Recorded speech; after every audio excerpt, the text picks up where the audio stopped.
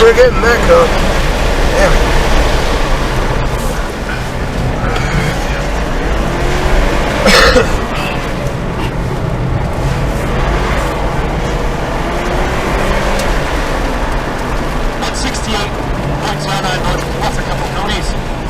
After that, woo, we got somebody really riding dirty. David Arnett in the 2017 ATS, finishing with a time of 63.121 plus 3 cones.